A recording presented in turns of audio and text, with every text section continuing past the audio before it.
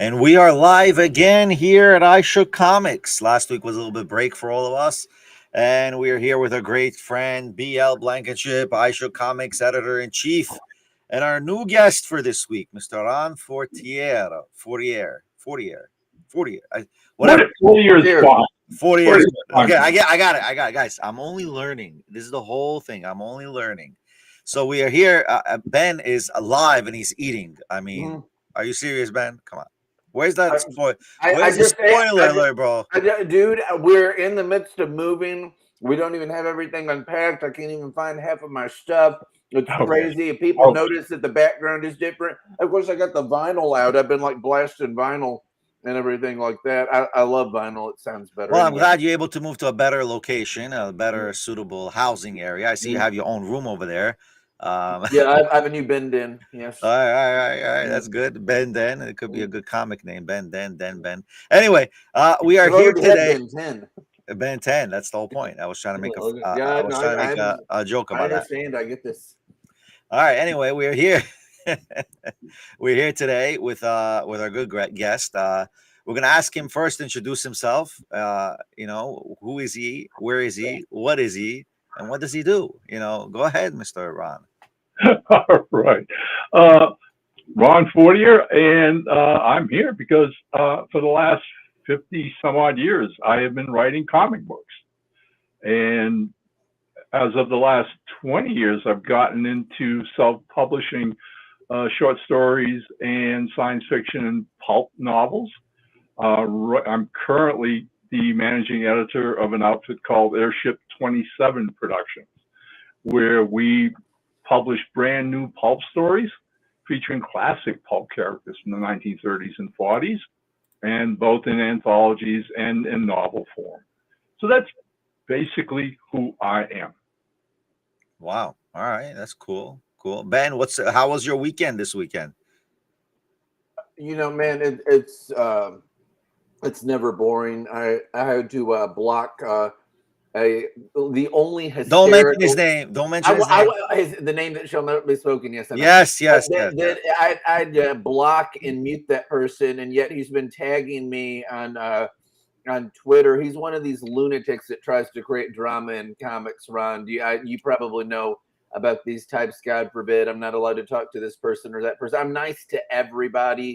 Everybody likes me apparently, except this like one dude and two other people that he's drawn into it. So yeah, they're like, man, you've really got around, Ron. I mean, I was looking at the catalog of stuff that you did via your Wikipedia page, and I mean, you've written for multiple different comic publishing people. Of course, I know you through the Silver Line stuff. I see that you do stuff there. They still put things out in shops, which I think is great. I like the whole in the stores thing. They've got something that's coming out in May. Let me click over here in previews. Divinity #1 is what's coming out in May. Johnson, Barb, Kahlberg, it says, for the names of the people that are doing that. I saw that you wrote an Incredible Hulk annual for Marvel. Oh yeah, 89, I believe, somewhere in that category, and had the real fun of working with then unknown Paul Pelletier as the artist on that story. That's cool. And so that was a lot of fun. I mean, I'm primarily known in the community, I guess, for my breakout work, which was in the late 1980s, early 1990s, when I brought the Green Hornet back to comics via Now Comics out of Chicago. And for several years, I wrote the Green Hornet as a monthly comic for them. At the same time, I was also writing their version of the film, The Terminator. And just had a great time doing it. That was pretty much the launch of my professional career. I'd done smaller comics prior to that, but again, like I said, once I was doing Green Hornet and Terminator for Now Comics, that pretty much put me on the creators comic book map, if you will. And even today, all these years later, it's always rewarding to find fans who remember those books and come to the table and have copies for me to autograph for them. That's very cool. I see that Benny's rolling, and I'm seeing that you've got the Chuck Dixon up that's coming out, what, like a week from now? The Working Man, based on his Levon Cade action thriller novels. And, oh, man, those things are great. They are absolutely awesome. I highly recommend them. They're published by Wolfpack Press. There are 12 total. And, of course, The Working Man is an adaptation of the first novel, Levon's Trade. And myself and a lot of Chuck's colleagues and friends are wicked excited about this. And, you know, awesome. I mean, the pedigree for the film itself has David Ayer is the guy who did Beekeeper directing, and Sylvester Stallone wrote the screenplay. Oh, so wow. you know this thing is going to be cram-packed with action from start to finish. Oh, yeah. Well, you have Jason Statham on it, you know, right? I love Stallone's story, how he wrote Rocky, and they were trying to force somebody else to play Rocky, and he said, "No, we're not going to do it unless I play him." And that was his break. But you know, he said nobody's going to play it right. You know, he's like, I know how this role is. I've got to do it. So I'm just curious. Tell me about Silverline. Is that creator owned or is it? Right. Yeah. Okay. I was just trying to figure how it worked exactly. Silverline was around, I want to say, back in the early 90s. At that time, Roland Mann, the owner of Silverline, had gotten into the business as a writer and had done some work for Malibu. And along the way, he, you know, I mean, the late 80s and early 90s was the big, you know, boom for independence. Everybody was out there, Eclipse for his comics, Kamiko, all of them. And so Roland started creating his own properties, and I believe then started Silverline. But then when the great implosion happened and all these companies went out of business and everything, it was a time to take a step back. So Roland basically stays in the business as a writer, ends up in Florida, where he ends up being a teacher. And he works for a community college in Florida, teaching, of all things, comic scripting. And approximately maybe, 3-4 years ago, he decides to get together with some friends that he published with in the past and revive Silverline and bring it back. Okay, so sure enough, the word gets out to a lot of his you know, fellow writers and artists and colleagues, and they start putting together some titles. And as it turns out, one of those was going to be illustrated by an artist named Rob Davis, who's one of my best friends in the business and co-runs Airship 27 with me. Rob's the art director of Airship 27. Aside from the fact that Rob and I also do our own comic line via an outfit he calls Redbud Studios. So, coming back from that digression, Rob is now drawing a series for Silverline, and one night gives me a call and says, Roland's looking for properties. You might, you know, want to put something together and check it out and see if you'd be interested. So I put it on the back burner. I have, you know, I've always got a table that's way too full of projects. So it wasn't anything I was rushing to do. I was watching what they were doing. I was impressed. I was happy for all of them. Then one night I find myself surfing the web and I come across a couple of comic book pages, fully illustrated, fully colored, but no text and no dialogue or captions.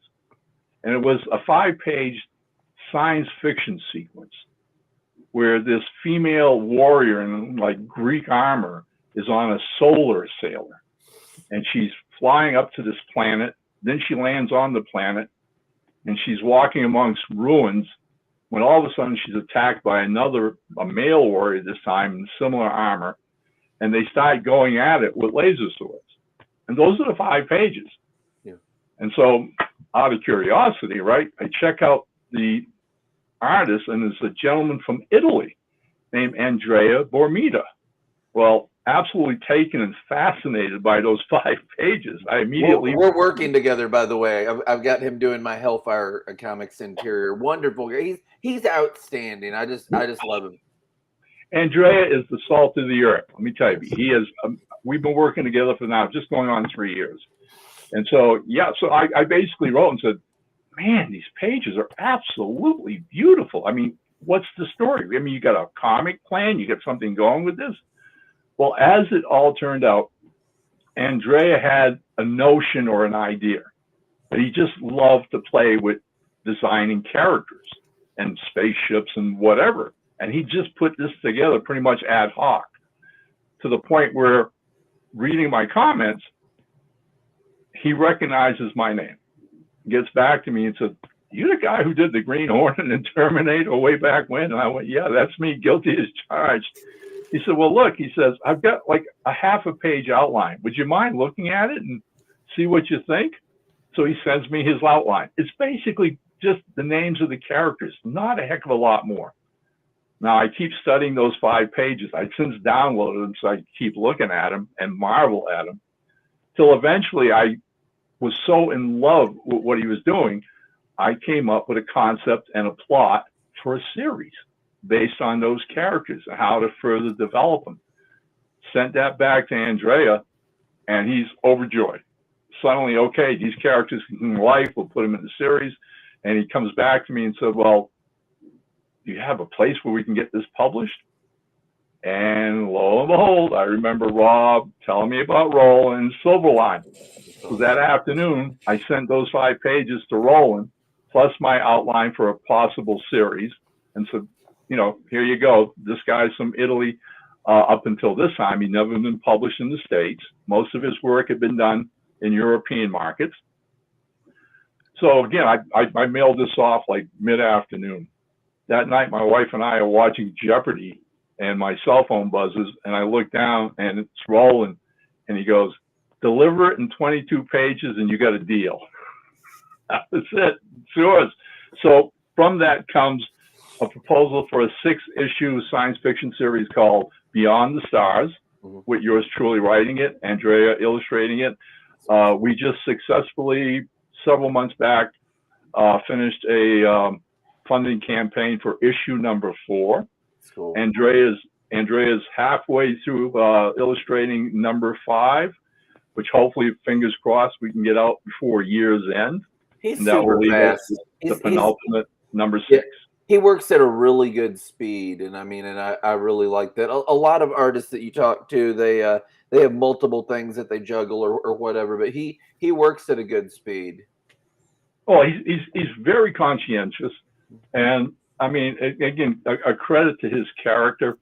When I explained to him, you know, the Silverline setup, all right, and the fact that these are independent comic, you know, small companies, all right, and there wasn't going to be a ton of money. Oh, peanuts if you're lucky. Okay, I mean, this is the state of the business in small independents, and that's what this is about.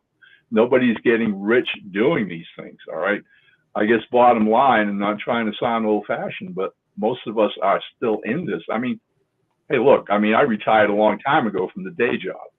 You know, happily, knock on wood, I get a pension every month. You know, whatever. I do comics because I love doing comics. All right. I mean, the day I stop wanting to do comics will be the day I take my last breath. So up front, I'm always honest with any artist I work with on any project I work with. And so Andrea got back to me and said, "Well, you know what?" He said, "I'm doing a couple of other, you know, things again for the European market." And he goes, "I'm doing okay." He said, "It's just, I'm excited about maybe having this published in the States, that American publishers can see my work." So he goes, "Okay, I'm on board." So as I said, we start putting out the issues, and sure enough, I mean, the money dwindles, and there's very little of it. We're lucky we get copies, and we get them out there and whatever. And I'm concerned, and I ultimately wrote him back one day and basically said, "You know what, Andrea, I understand if you can't keep doing this. I totally get it. All right. I mean, again, having been in this business as long as I have, all right, a writer can sit down and knock off a script in a week easily with no problems at all. The flip side of being a comic book artist is labor intensive. It takes time. It takes a whole lot of time. All right. And so he could be doing other paying gigs from either England, France, Germany, whatever, Well, Portugal. the French market is huge, man. Right. Huge. Exactly. God bless his soul. He gets back to me and said, no. He said, we've done a couple of issues. We were then about ready to launch issue number 3. And he basically said, no. He said, I gave you my word, Ron. He said, I'm committed. We are going to do all 6 issues and get this thing finished. That's awesome. And he's kept his word. Like I said, I have a tremendous amount of respect for him. That's the real deal in business. You know, it's not, what was his name? Graham has said that it's you got to be a business person first before you can be, before you can be a writer or a per se illustrator. Because if you don't know the business aspect, you don't have that business ethics, right? Right. Yeah. I mean, and again, it's just like, you know, I deal with young creators every now and then, and you get this thing about, well, send me a contract. All right, I got to have a contract. And as much as I appreciate that, okay, there's a difference between knowing the business and then relying on a piece of paper.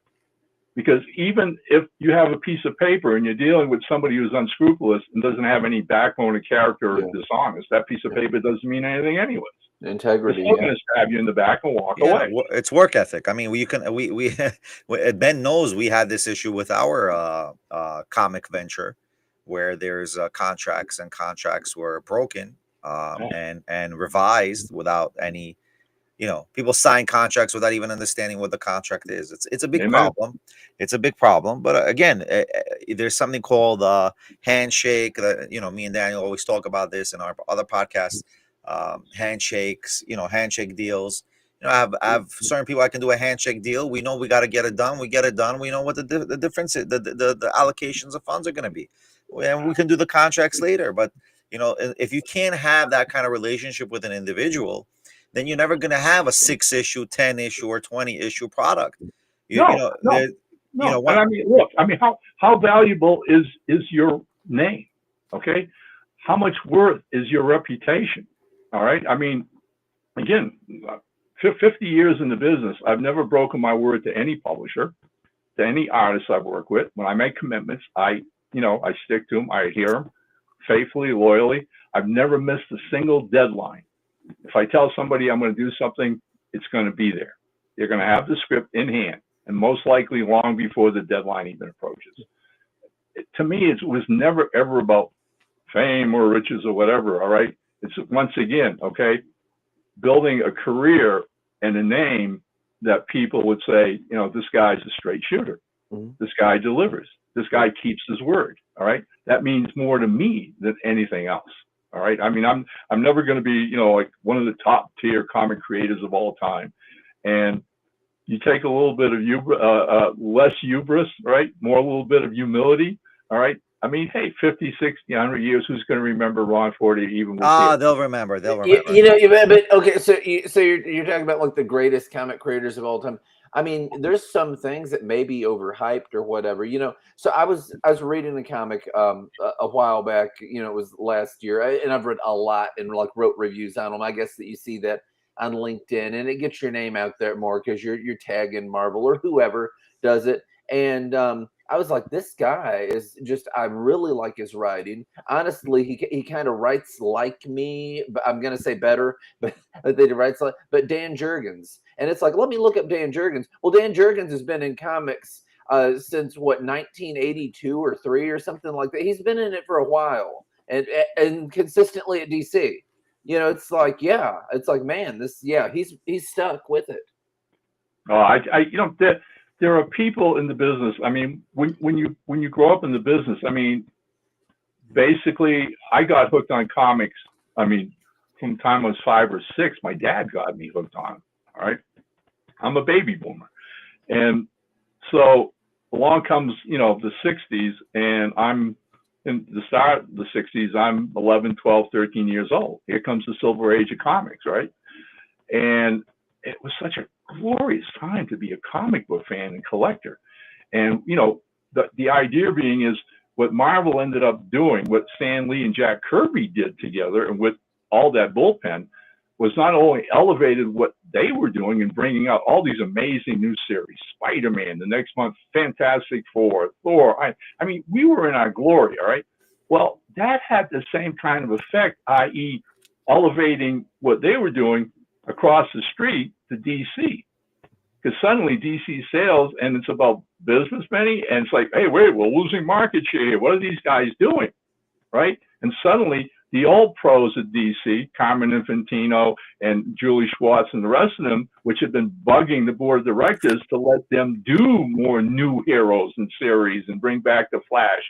And so suddenly both of them are producing amazing, great comics. Okay. I'm a teenager. I'm eating this stuff up. I'm in high school and basically going, okay, this is what I want to do for a living. I want to work in this business. I want to write stories like this. I want to work with some of the best illustrators in the world and just tell stories. Okay. So get out of high school, 1964, hang around, didn't want to go back to school, was tired of school. So hang around at working at a local shoe factory in southern New Hampshire for about a year. Vietnam is going on. Realized I'm mostly going to get drafted. So decided, you know what? Rather than wait until they come and get me and put Uncle Sam's hand on my shoulder, the Army had this little thing going, a little conniving, little bit of, diplomacy. Whereas if you joined and took a battery of intelligence tests, IQ tests, you could qualify for a specific MOS. And I went, I'll give that a shot. So at 18, I take the test, find out I qualify to be a personnel specialist. I get that in writing guaranteed from Uncle Sam and the United States Army, and I join. I'm gone for 3 years. Two of those spent in Fort Ord, California, near Carmel. You want to talk about plush, dude? That was insane fun. The last year in Vietnam, not so plush. I get out in 1968, get home, go to college for about a year and a half, meet my first wife, get married, have a family. But being back, I start getting back into comics after 3 years of being out. And one of the first tools to help me do that was Don and Maggie Thompson's The Buyer's Guide to Comic Fandom. And I immediately get a subscription to it. And every week comes that newspaper with industry, this and that. And then I start buying fanzines. And I'm buying fanzines galore and seeing what other would-be comic book creators are doing to get into the business, when you know who they are. And I mean, in those days, and that's something I bemoan today in the comic book world, that we don't have that, that outpouring of fan publications where people can, apprentice, cut their teeth on doing this stuff. Because I mean, there were so many gifted writers and artists that started in the fanzines. John Burns was publishing in fanzines, Bob Layton, and the list just goes on and on. Of all people over a period of like 10 years, were all top-notch professionals moving the industry. So to carry this narrative along, in the fanzines, I end up hooking up with a graphic artist from Honolulu, Hawaii. Here I am living in New Hampshire, a kid named Gary Cotto. And Gary wants to be a comic book artist in the worst way possible. So we begin communicating with each other. We began writing each other back and forth, steadily going, all right, eventually we'll put something together. Then out of nowhere comes Charlton Comics out of Derby, Connecticut, comes up with this idea in the mid-70s, late 70s, on a showcase kind of comic book called Charlton Bullseye, where if you submitted a story to them and you weren't a working professional, instead of money, they would give you 50 copies of that issue with your story in it. But what the heck? You're in a professional comic book sold in comic shops across the country, or mom and pop stores and comic shops or whatever. So I called Gary and said, hey, have you seen The Buyer's Guide? And Gary said, sure. I said, want to take a shot at it? He said, write a script, send it to me. Okay. I write a science fiction thing called Duel in the Stars. more like a la Star Wars kind of stuff. Send it to Gary. Gary illustrates it. By illustrate, I mean he literally pencil inks and letters it. Sends the original pages to Derby, Connecticut, and George Wildman was the managing editor at that time. His assistant editor was Bill Pearson. Bill Pearson was in charge of the Showcase project. Well, when he got Gary's pages, he and everybody in the Charlton offices were blown away because it was basically camera ready. That's how professional Gary was. He had done his homework. He knew what he needed to do. And all they had to do was basically color it. So sure enough, both of us get notices from Bill saying, hey, we got Duel in the Stars. You know, thanks for turning it in, you know, so professionally. All it needs to do is be colored, and it's going to appear in Charlton Bullseye #3, I believe. And sure enough, Gary and I both got 50 copies of that. Okay, so now the book's out. We're tickled pink. We just broke that line. And the next thing you know, we get another letter from Bill, basically saying, everybody here likes what you guys did. Can you give us something else? All right. Pick up the phone, call Honolulu again. And being fair, because again, this is my first professional appearance, I say to Gary, well, look, I basically suggested the science fiction story. You never gave me one quibble about it. All right, what do we do the second time? You come up with an idea. You tell me what you want and I'll write it. And out of the blue, Gary goes, well, you know, Ron, he goes, I always thought it'd be cool to have a comedy superhero who could break apart like a jigsaw puzzle and then put himself back together again. I saw the Jigsaw Man. Mr. Jigsaw, yeah. Oh, yeah. Look, let me tell you guys, I'm hearing this for the first time, and I'm cringing. I'm going, oh, Lord, he wants to do comedy. All right. I mean, let me write action, horror, science fiction, but comedy, oh, yeah. You know, that fine line you got to walk to make that work. But hey, you know what? Again, I never even argued. I said, all right. And over the phone, I came up with the tagline was like, Mr. Jigsaw, man of 1,000 parts, right? And he's going to be this naive, you know, superhero from Portland, Maine. So I write the script, send it to the origin story, send it to Gary. And once again, Gary does this amazingly beautiful job with it. It's absolutely gorgeous. He sends it off to Bill Pearson. In the interim, the head honchos at Charlton decide, well, this thing isn't working, and they're going to cancel the Showcase program. And sure enough, I find out through the buyer's guide and other sources now that they're already starting to send back artwork that hadn't been printed. And thinking to myself, well, so much for Mr. Jigsaw. Nope. Again, get another letter from Bill Pearson, one for me and one for Gary, basically saying everybody in the Charlton offices went crazy over the Mr. Jigsaw story and the art. They absolutely loved it. They were laughing and having a great time with it. They don't want to send it back. So how would we feel if we allowed them to publish it in one of their reprint horror magazines, Scary Tales? And not only will they reprint it in Scary Tales, well, they'll print it in Scary Tales with 2 reprints, one from Pat Boyette, and I think the other one was a Steve Ditko story, all right? But they asked Gary to do the cover. So suddenly, Scary Tales #38 features the debut origin of Mr. Jigsaw, man of 1,000 parts. Man, I mean, we are riding this way. We're having such a good time, all right? This is just too good to be true. And it gets even better. Where I'm heading with all this as far as why we do this, how we love it, and who our heroes are, okay? One of the regular features in the buyer's guide every week was Don Thompson's review call. Every week, Don would pick like 10, 15 comics that had come out that week, right? And he'd review them. Okay. Well, here we go. Charlton sends out Scary Tales #38, and Tony Isabella in Cleveland owns a comic shop then. He gets into comics, and as he's going sorting the new comics for his comic shop, he puts a couple aside to read, and Tony reads our Mr. Jigsaw story, absolutely goes ape over it, picks up the phone and calls Don Thompson and said, "You got to check this story out." He said, "I don't know who these guys are, but you got to check this out," which Don did.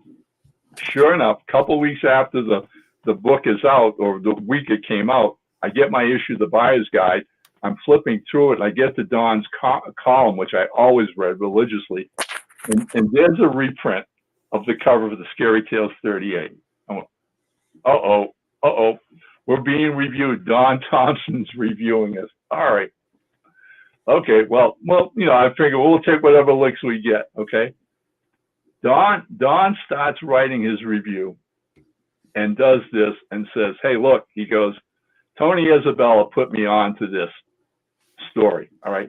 He goes, "I don't know who this Fortier and Cato guys are, so I have no clue, all right? But he says, I've read through this thing," and he said, "it had me laughing out loud." And he said, "It reminded me of the best of the old C.C. Beck Captain Marvel comics." That's awesome. That's awesome stuff. That's good. I was blown away. All right. I was just, you couldn't ask for a better compliment. Okay. I remembered those old C.C. Beck, and to this day, that series is one of my all-time favorite comic creations ever done. That's cool. Hey, let me ask you this. So I see that recently that you have is it Crimson Nun Rebellion #1 with Antarctic Press? Yes. Have you written other issues of this, or like a 2 or 3 or whatnot? Oh, hopefully this is going to be a 4-issue miniseries. And I don't know if you're familiar with the concept of who the character is. Yeah. Crimson Nun was a spinoff from Ben Dunn's highly successful Warrior Nun series. Yeah. All right, done back in the day. And he'd been doing Warrior Nun, I think, for a couple of years, when somebody got the idea, himself or people at Antarctic Press, about wouldn't it be cool if there had been a Warrior Nun in the 1930s, 1940s? Well, voila, along comes the Crimson Nun with 45s blazing away, a la the Shadow, I love pulp. I'm the pulp guy. I absolutely love it. Pulp. Oh, it's great. Are you excited about Spider-Man Noir coming on Amazon? Do you know about this? You can educate me. I've only heard it peripherally. Yeah, so I mean, it was a short run series and all that. Of course, these Spider-Verse movies and all that have given it more oomph, but it's the story goes a bit different. It's more violent. It's seedier. He doesn't, crawl on walls as much. He has a gun. He shoots people, but he can still do all the web stuff. So he has basically all the abilities. They have a whole noir universe. Marvel does. I looked it up on YouTube, and it went through the list of people. Daredevil's relatively the same. Spider-Man's relatively the same, and the rest of them are all different. Is it Namor? The merman guy. He is Submariner. Submariner. Yeah, he is the captain of a ship. Wolverine wears like brass knuckles with the claw things on it. He's like a detective that drinks a lot. But they're all kind of that way. But Spider-Man is pretty much on it. The trailer that they have looks really Sin City-esque, and so I think it'll be cool. And Nicolas Cage is playing him. He also voiced him in the movies. From the University. Okay. Yeah. Well. Yeah. Right. Okay. That was in the Spider-Verse, wasn't it? That he shows up in. Right. Okay. Which I loved. I thought Spider-Verse was absolutely great. So yeah. No, I definitely going to check that out. I mean, the story with Crimson Nun and yours truly is Ben and I once prior to my getting the Green Hornet and doing that for Now Comics and working on upper level companies. Like I said, I'd worked on some small independent companies, and I'd worked for an outfit out of Rhode Island called Ocean Comics. And Gary and I had done an urban Street Fighter comic for them. I called Street Fight, a 4-issue series.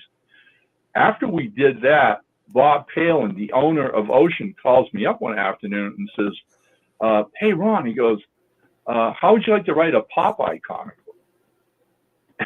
And that just totally blindsided me. Popeye? Are you kidding? He says, no. He said, I've been talking with King Features at that time. As we all know now, he's becoming public domain. No, yeah, a lot of people do them now. They now had everybody is Dynamite had Popeye versus Mars Attacks, and I thought that was neat. Yeah. Oh yeah, what's up? So Bob's going to do Popeye. Bob wants to do Popeye, right? And flatly honest, I'm like, Bob, I said, there's no appeal for me to do this. I mean, I grew up watching Popeye cartoons like everybody else. Right? It's the same, stories like, he's after olive oil, Brutus shows up and then he gets beat up and he eats a can of spinach and he saves the day.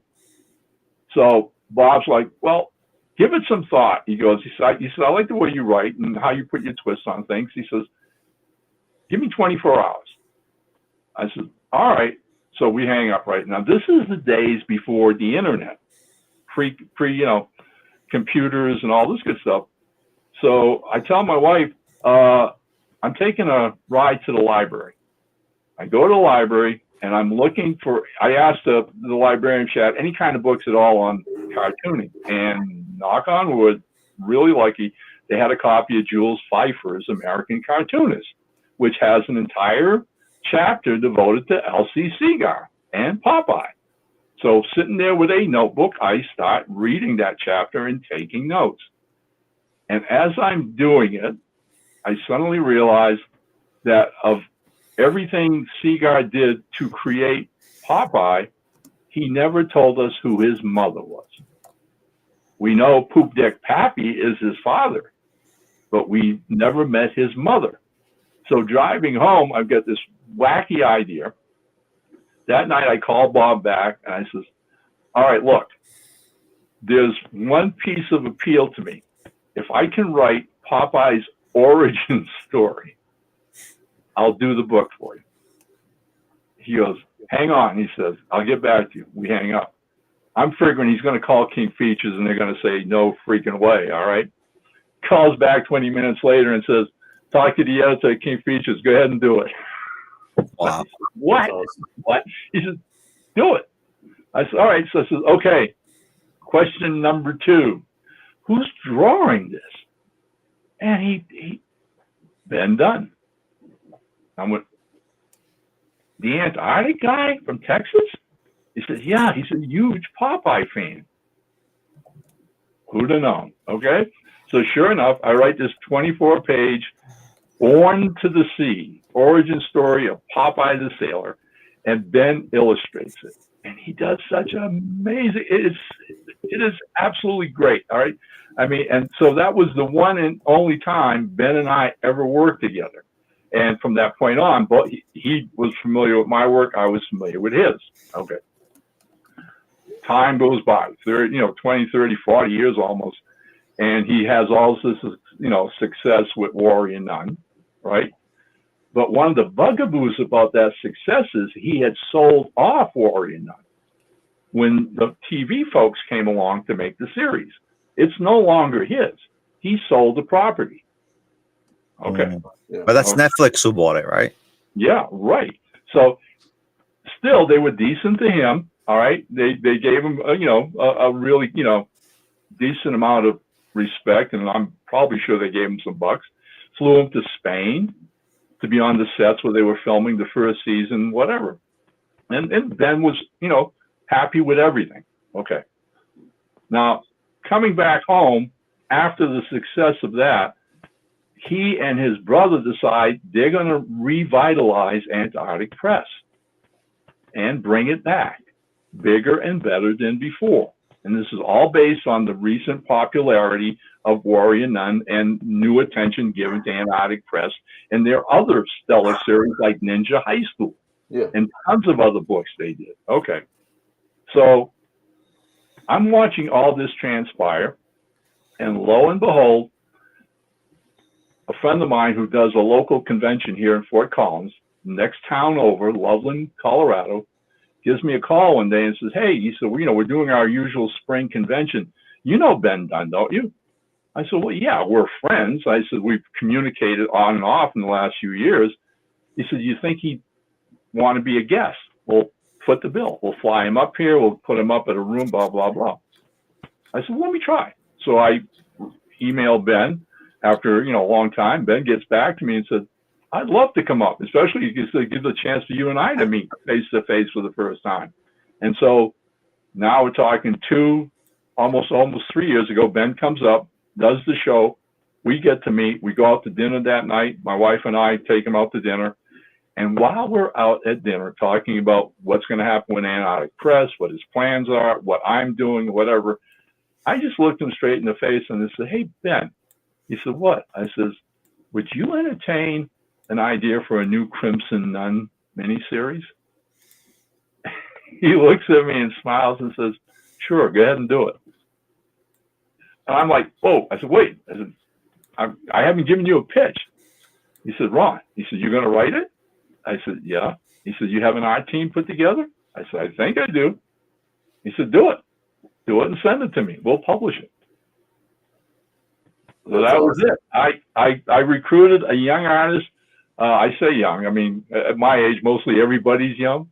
But the point is, a gentleman named Jesse Thomas, who's done some work in the past for other independent comics, whose work I'd seen on Facebook and liked a great deal. So I got a hold of Jesse and said, "Hey, how would you like to do a series with me based on an old character created by Ben Dunn and Antarctic Press?" The offshoot of that was the, Rebel Crimson Nun. We finished #1. Ben did a Kickstarter and got it published. It's out there. I've written issues 2 and 3. Jesse's, I want to say maybe 75% done issue #2. That's awesome. We've got a cover set for it, and that's coming along really well. How big are these, incidentally, like page-wise, interior, roughly? The first was only 22 pages, but we've expanded it. I was in a mindset of 22 because that's what Silverline does. Yeah. And that's what I've been working on for the last couple of years. But once we turned it in, Ben got back to me and said, "I love the story, Ron," but he said, "You could have made it bigger." Sat back, I said, "Do you have a limit?" I said, "Ron, do what you want. Tell the story you want to tell." That being the case, I got back to Jesse and I said, "You have any problems with 24-page stories?" And Jesse said, "Not at all." He said, "I'm having a ball doing this." He says, I love the characters and what we're doing." So issue 2 was 24 pages, 3 was 24 pages, and so will 4. And I say it's going to be a 4-issue miniseries.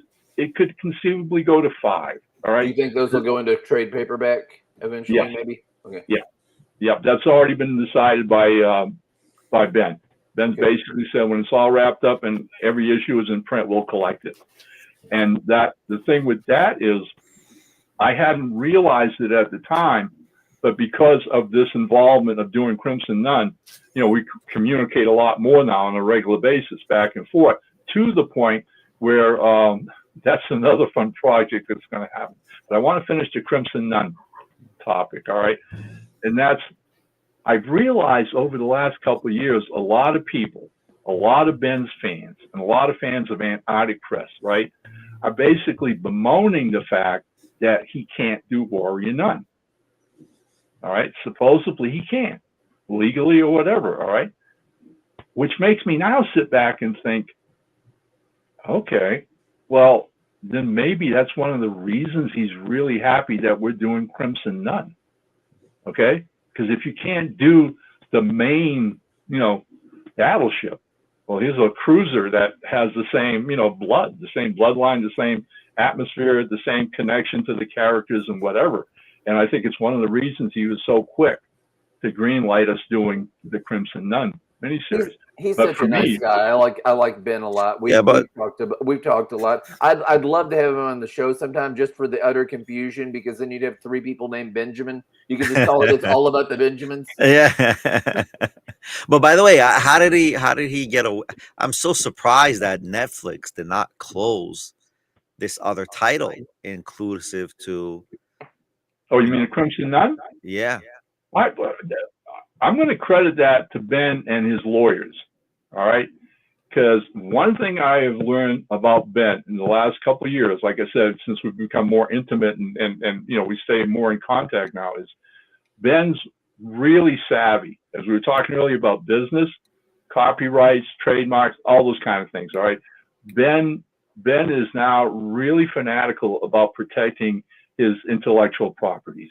All right. I mean, he spouts IPs all the time and now tells young creators, all right, the dangers of them, and make sure you protect those, all right from the get-go, all right. Don't let any other people, claim them, all right, or take them away. So here we are, we're doing Crimson Nun, things are going great.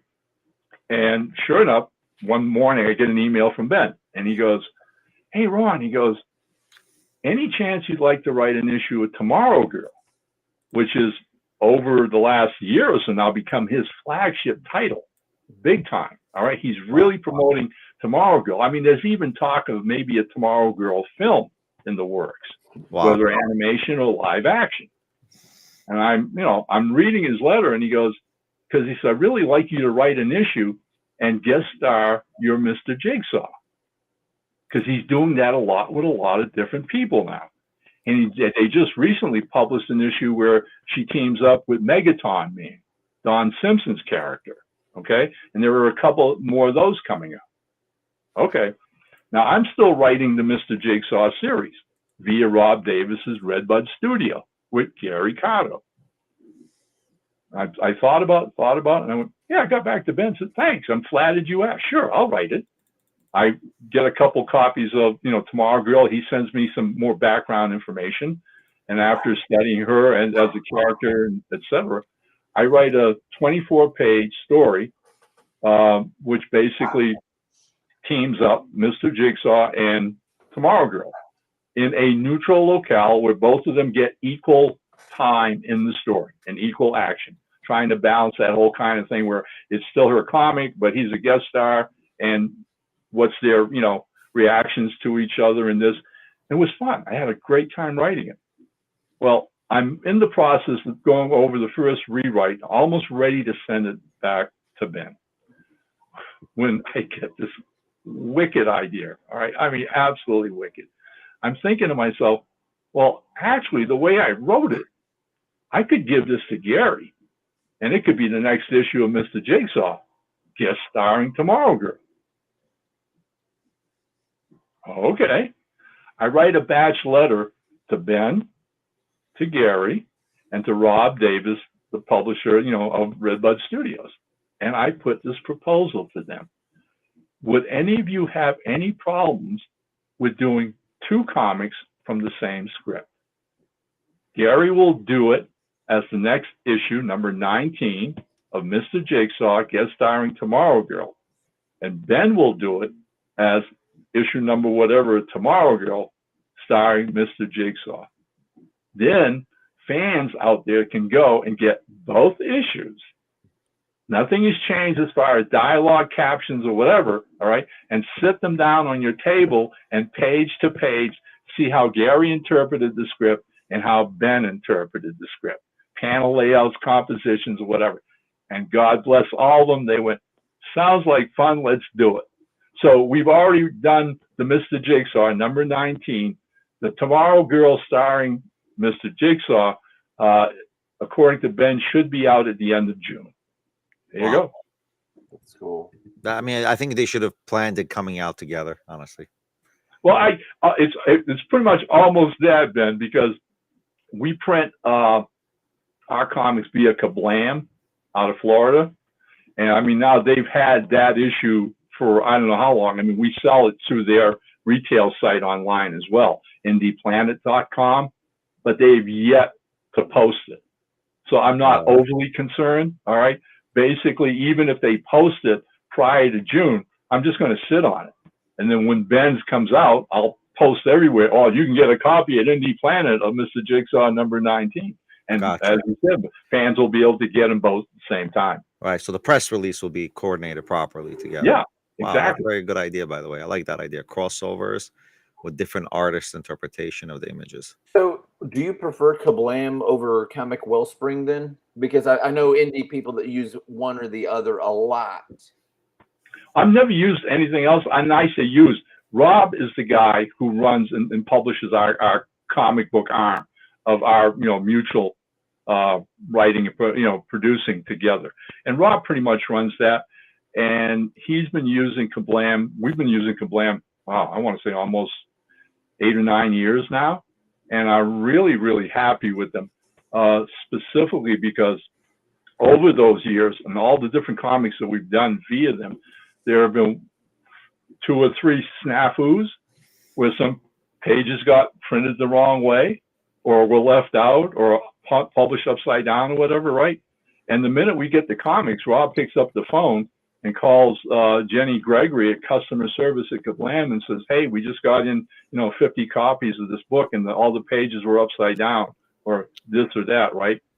And she just basically says, don't worry about it. We'll ship you a new shipment. It'll be out within 2 days. So what do we do with these? They're yours. Throw them away, give them away, whatever. And that's the way they've treated us from day one. They are really, really good about treating their customers. What did you say that the name of the site is where they sell their online stuff at? Where they sell their stuff is www.indyplanet.com. And every single Kablam book that the creators want sold online is up there. Okay, that's neat. Oh, it is. It's awesome. And there's a lot of comics up there. And but some really, really good independent young creators worth checking out. Right. Yeah, and as of right now, all our Mr. Jigsaw books, 1 to 19, are there. Okay. Our graphic horror novel, Daughter Dracula, is there. And the volume 1 collection of my Boston Bombers, my alternate world fantasy pulp story that I created for Caliber Press years and years ago, as a 5-issue miniseries. And we collected that eventually, and that's up there as well. And so basically, the idea of self-publishing like that is whenever Rob and I are going to a convention, we just put in an order, and for reorders, you'll get them back within 2 weeks. So as long as you give them a 2 weeks lead time, tell them how many comics you want, they're at your doorstep and ready for you to take to your con. It works out real well for us. Very cool. That's neat. Benny, did you have any other questions? No, but I just want to look up Crimson Nun and try and understand what's the difference between both. Well, the era. The era is different. Yeah. Yeah, and basically the concept with Warrior Nun was that they were a secret organization of nuns working for the Vatican and fighting demons. So there's a great deal more fantasy, black arts and magic, okay? And they have a sword and all that. I want to see how is this a nun? Crimson Nun is basically dealing with like Nazi saboteurs in the US. That I got, right? That I got. So this is the Crimson Nun, the approach right? I'm taking. And there's the original 4 issues of Crimson Nun. Uh-huh. And then if you go over here, just to understand, right? Just to understand the differences. Then if you go over here, when you're talking about, this is not the Warrior Nun, is it? Oh, it is. No, that's so who is Warrior Nun Ariella or Ella? That's just the name of the lead Warrior Nun. Gotcha. I mean, for a Warrior Nun, she's very provocatively dressed here. oh Lord! I mean, if I could swivel this whole camera around, I mean, that series was so bloody popular that ultimately they did toy figures, and I have toy figures of Ariella up on my bookshelf everywhere else, whatever. And let me hang on. And was this what this wasn't sold, right to Netflix? No, he kept that. He didn't let it go. So even the Ariella ritual, even the Ariella versions, he kept, right? Right. Well, no, he sold anything with Warrior Nun was sold to Netflix. Okay, so the Ariella was also sold to Netflix. Right. The only thing that wasn't was Crimson Nun. Okay. Wow. So is she in Germany? Where's Crimson Nun at? Crimson Nun operates out of Brooklyn. Okay. So basically, we had a gentleman do the cover for Crimson Nun #1, which I don't have right next to me right now. But initially, the gentleman who did the cover did such a fantastic, beautiful cover of Crimson Nun, #1, the Rebellion. Yeah. And out of the blue, Ben comes back to me and says, well, he says, we're going to do 2 covers. He says, I'm going to do the alternative cover. Yeah, the I B. said, really? He says, sure. He says, I'm just excited about having the character back in Antarctic Press. And he said, I love what you're doing with the story and whatever. So this is the alternate cover. Looks very good. That's cool. That's Crimson nice. Nun, It's #1. it looks Yeah, very I know nicely Ben Dunn can remastered. draw. Oh yeah, that was Can, it was can you awesome. can you just turn it a little bit so we can get the glare off? There we go. There we go. See if I can do this. Hang on.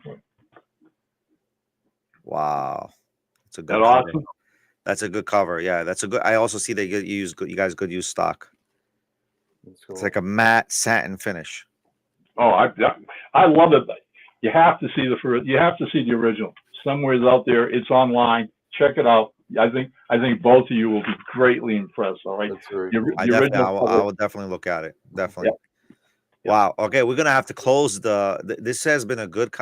Listen, usually I talk a lot. Ben knows it, right? Oh, yeah. But this time I just wanted to hear the stories. I mean, it was very, very interesting. Let me ask you this because I'm curious. I wonder how historical the Crimson Nun thing Oh, that's gets a good because question. I know that during that point in history, they had the Nazi Youth of America camps and all that going on in New York. Does it deal with any of that propaganda, Oh yeah, indoctrinating? the German immigrants here and all that. Well, we're going to touch on that. We're going to touch on bits and pieces of that. All right. But believe me, there are a few surprises in here. Again, you have to understand my passion for wanting to do this particular character, which waited for almost 35 years for me to get my hands on it, right? As much as I liked the first 4-issue miniseries that Ben had done back in the day, he didn't write it. And I enjoyed the story, but I just felt like there was so much potential that the writer just didn't see. All right. I'm a history buff myself. All right. Oh, I love and I'm that. like, Yeah. if you're gonna set a character in a specific era, know that era and know what you can mine from it to add to your drama and your story. Agreed. Okay. Agreed. But Yeah, this makes is sense. what this is about. And this is the change that I've made in Crimson Nun. And Ben knows it. I think he's excited about how we're doing it, where we're going with it. And again, like I said, I've got 3 scripts under my belt, and getting very, very anxious to release #2. And Love it. This Love sounds it. awesome. Yeah, I'm a fan. I love that. That sounds cool. I'm gonna have to check it out. hey guys, Benny, they're killing Nazis in your neck of the woods. What's that? Well, in the 1940s, there were. Oh yeah, yeah. In the 1940s, you had a lot of Brooklyn. You had a lot of New Yorkers who were Nazi sympathizers. Well, I mean the Triple K. They were around. Obviously. Yeah. Oh yeah, definitely. Yeah, they tried to do a march in the 90s. It didn't work. People came out with bats and clubs and started beating them out. That was a whole thing. If you remember that, when Giuliani was around. All right. Yeah. Anyway. Yeah. Well, go ahead. Hey guys, again, I want to thank you for having me on board. This has been a lot of fun. I've enjoyed it, and no, I appreciate the nostalgia and the stories. I mean, this tells people a lot, and how. Listen, I always tell people in entrepreneurship work because ultimately every comic creator is an entrepreneur, right? You got to toughen it out. You got to make it happen. It takes years to develop your name, your trade. I mean, I didn't want to make a comment in the beginning. Reputation is reputation, but you're not going to have 100% of people that know you say good about you. That's near impossible. If 100% of people that you know or you've encountered say good about you, you got to be weary of that person. There's something wrong with that biblical, person. Yeah. Yeah, that's not real. Yeah. Real people don't have 100%, right? I hear you. Okay, I mean, it was what Abraham Lincoln. You can't please all the people all the time. Yeah. Okay. Quick story. I'm in the San Diego Con the year after we did the Green Hornet. Okay. Part of me doing the Green Hornet was bringing him up to modern times. Then 1990, and we gave him a female Kato. Okay. I'm sitting at the table. I'm autographing fans coming up, and they're loving Bubba. And then this young college guy, college age or whatever, walks up and goes, You ruined the Green Hornet. It sucks. You destroyed it. How dare you? You had no right to change that. A female. And he starts ranting and raving at me. My wife's like looking at the publishers and the editor Now Comics are like, move on, sir. Right? He says, you're going to rot in hell for what you did to the Green Hornet. Okay. All right. Well, you're entitled to your opinion. That's where I left it. I said, So I appreciate you validating my point. How often does that happen at cons? How often does somebody go totally? I'm sure a lot of people get upset when you guys change things around. Hey, look, it's what I tell everybody. All right, and the truth of the matter is, they're comic books. Come on, okay. I mean, is that what you centered your entire life on? I can't remember. I feel sorry for you, buddy. All right, the real world and what we do in comics and in movies or whatever, it's fun. It's not real. I mean, he would have a strong complaint if the movies change what's in the comics. Oh yeah, that's what ultimately I hate when movies change the comic. Like they always are like Lord of the Rings. You're not going to get the same thing from the movie. The dude that wrote, and there's a ton of people that sign off on this because you can't just jump and do this as the writer. But breaking up Mary Jane and Spider-Man, that's like all that you ever hear about. It's like they were happily married and their marriage was destroyed, so elderly Aunt May can live like how much ever longer that she's got to carry on. So he makes a deal with Satan. Basically, Mephisto. Over that. Some dude was on Twitter the other day, and he. Yeah, you know what? I think it's probably some devil worshiper that was working on that comic. All of a sudden, they bring the devil to Spider-Man. I mean, like no, he's in a lot of them. He's a Satan character, but they I get it, but still, they did that as a plot, and then they're like that little girl that you saw through this. That was the daughter that you would have had that'll never be born now because you suck that bad. And people go wilder and they say I think everybody's going too much on this multiverse nonsense. Yeah. It's overplayed. But they do have Spider-Girl, where the comic series that was touted the day, where Spider-Man's daughter grew up as Spider-Girl and kind of donned that mantle and everything. But yeah, the stuff now, Peter Parker and Mary Jane, they're never gonna be together, which is stupid in a way because that's what everybody wants. You want Lois and Clark to be together. You want Mary Jane and Peter Parker to be together. They're the solid couples. We all want good endings. Come on, okay? We all want to live happily ever after, for Pete's sakes. Yeah, agreed. All right, guys. Thank you for this podcast. Thank you. Anyone who wants the QR code, Mr. Ron's QR code, Mr. Ron Frontier, you can QR code here. In addition, we have Ben's right here. Ben. Right here's Ben's Instagram. And I think this is Ben's Amazon. Going back to his Instagram, back to his Amazon. What are we talking about Instagram? Are we talking about LinkedIn? Is that what you mean? Or do you mean X? I apologize. This is Ben's X. I'm like, I don't have Instagram. Right. This is Ben's QR. I apologize. This is Ben's QR code for X. Follow him on X for all things. And on LinkedIn. He's on LinkedIn. If you're in the business arena, where all the drama is. If you want all the middle school garbage that goes on. If you want to know the days of our lives of Ben, go to X. Yeah, just you'll see me eating a sandwich or whatever. Yeah, like he was eating this podcast. So professional. I'm just kidding. I mean, man's got to eat. No. Listen, Ben has. I'm going to eat more when I get off of this. Yeah. He's got a tight schedule, guys. So he's doing us a favor, guys. And this Ben's Amazon. Don't forget Super Black. Buy a Super Black comic. By the way, there's a feature in this comic. I'm updating the comic. I'm changing the black background to white now, just to make it more. So anyone who wants to buy now a black background version of the comic as a background should buy it now, because it's gonna be changed by April. Anyway, go ahead. Benny, like he said, Ron was talking about how he had written novels and short stories. I don't get that, Ron, because I have too. I've got 30 literary books right now that I'm sitting on. It's fun. I like all the mediums. I've been in music, and did songs and all. I saw that you'd wrote plays and everything too. It's awesome, man. It's cool to do the different mediums of that. Oh yeah, I mean, you stay fresh. Okay, I mean, all the years of doing comics, and like I said, 35 years, and then one day it was like, I should try my hand at short stories, and then work my way up. Felt good doing short stories, got them published, whatever. and then got into this whole new pulp, community. And then that was it. Started writing novels and never looked back. But comics are always going to be my first love. Always. Same here, guys. Same here. All right, everybody. Salute, guys. See you Good guys. night. Thank you. I hope I did it right. Yes, you did. All right, guys. Bye-bye. Be well. Stay tuned for next week. My son would go wild if you didn't. He's in the Navy. He's trying to become a SEAL, and he's doing good. They've got him in leadership and all that.